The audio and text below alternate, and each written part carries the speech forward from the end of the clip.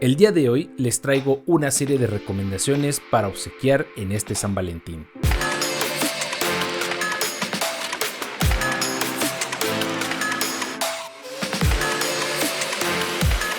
Hola, ¿qué tal? Bienvenidos a Letras y Café. Yo soy Kurs y el día de hoy estamos haciendo un video especial porque se acercan esas fechas donde pues se acostumbra regalar cosas y qué mejor que evitarnos regalar las clásicas flores o el peluche gigante o chocolates o algo así. Mejor regalemos algo con más contenido, con más fondo, más especial, más personalizado. ¿Qué les parece obsequiar libros en este 14 de febrero a su persona favorita, a su mejor amigo, a su mejor amiga?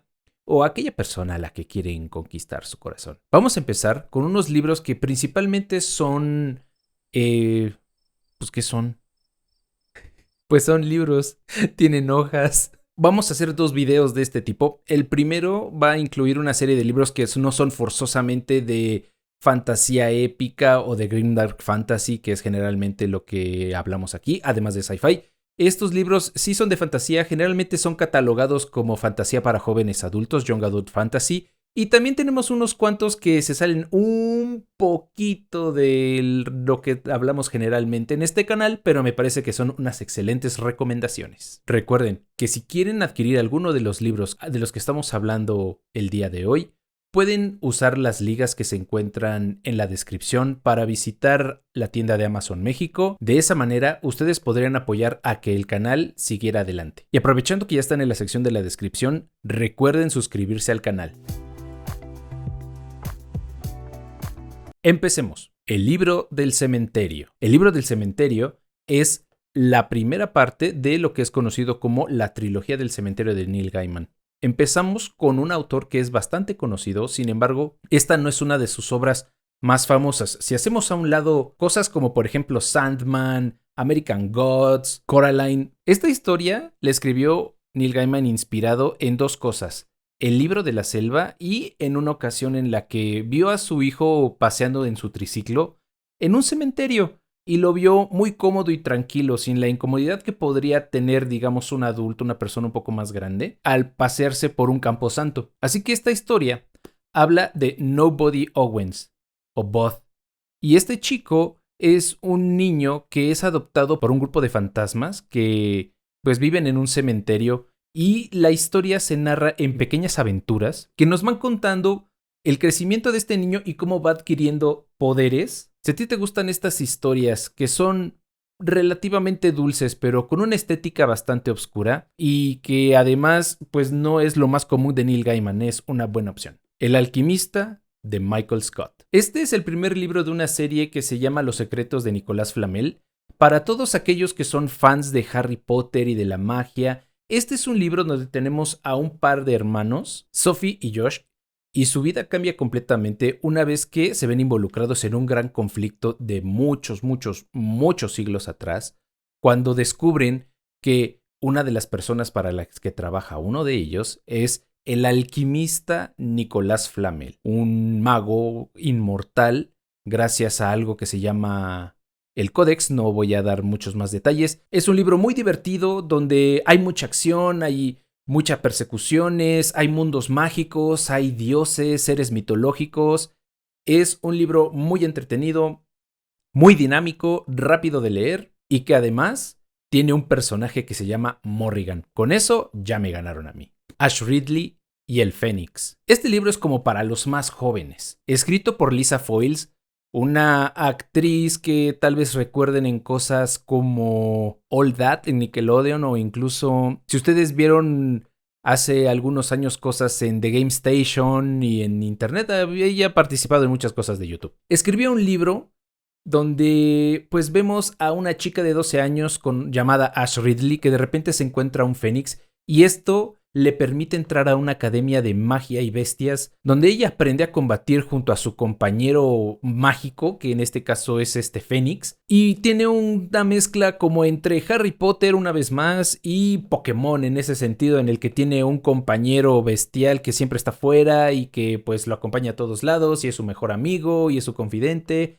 y tienen que aprender a coordinarse. Es también muy ligera, pero tiene mucho corazón. Eso es lo que hace especial a esta historia. Si a ustedes les gusta Pokémon o les gusta Harry Potter, van a disfrutar mucho de Ash Ridley y el Fénix. Adulthood is a Myth. Esta es una colección de webcomics que se publicó hace unos años. Es una compilación de Sarah Scribbles, este personaje que inventó Sarah Anderson. Es una caricatura muy inspirada en ella.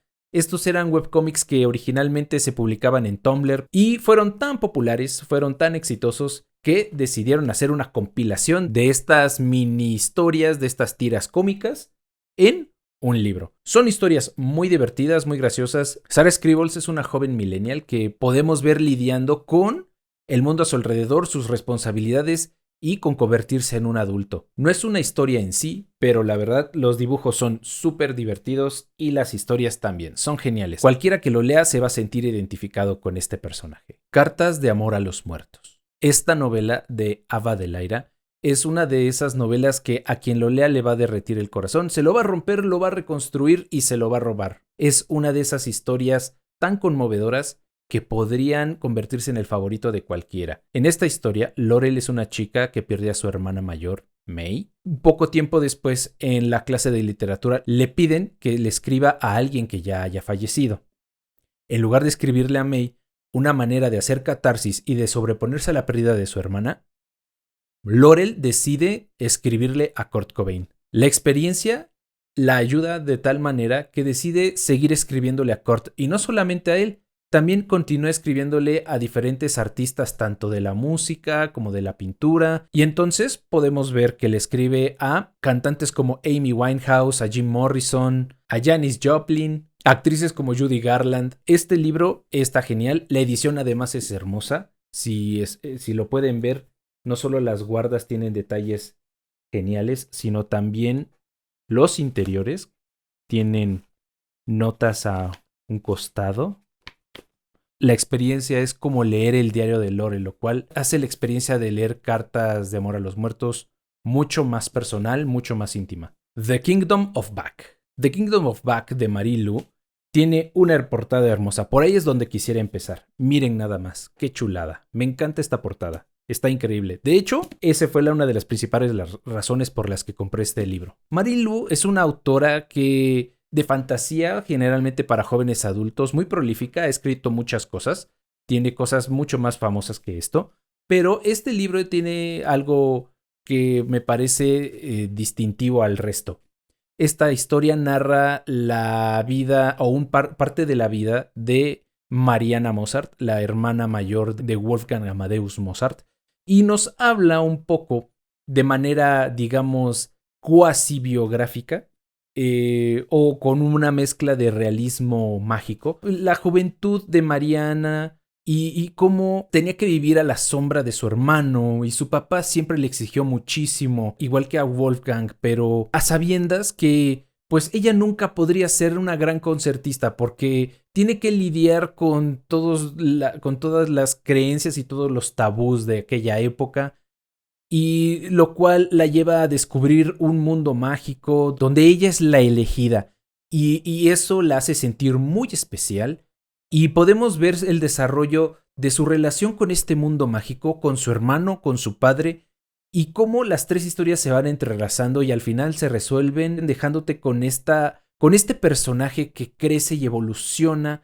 y se vuelve una mujer independiente. Este libro viene muy bien, sobre todo a aquellos amantes de la música, sobre todo de la música académica. Les vendría muy bien leer The Kingdom of Back. Scythe, de Neal Shusterman. Este es el segundo video en el que aparece Scythe en este canal. Scythe es una serie de libros, digamos, que podríamos catalogarlo como sci-fi para jóvenes adultos. Es bastante claro que su objetivo son los lectores más jóvenes. Sin embargo, considero yo que si a ti te gusta el sci-fi, este libro es una versión muy ligera de ello, pero eso no la hace nada malo. Es bastante divertido. Me parece muy interesante la manera en que Neal Shusterman toca el tema de la inmortalidad, desarrolla la intrascendencia de las acciones del hombre, la intrascendencia del arte, de la pasión, de los sentimientos, del compromiso, del interés, una vez que las personas pierden la presión del límite de tiempo. Una vez que una persona puede rejuvenecer una y otra vez, o que pierde el miedo a morir porque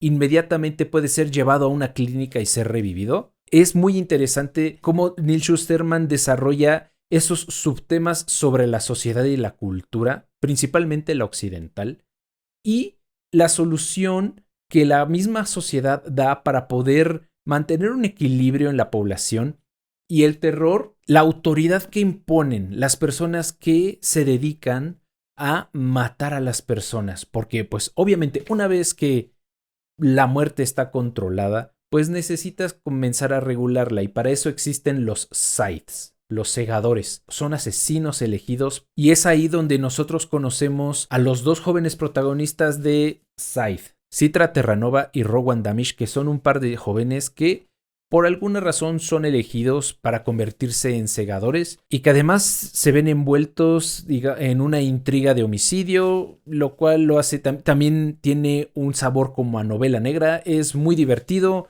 Sci-fi, novela negra, tiene un toque bastante noir, si tú lo quieres ver así. En realidad puede sentirse como un noir cyberpunk.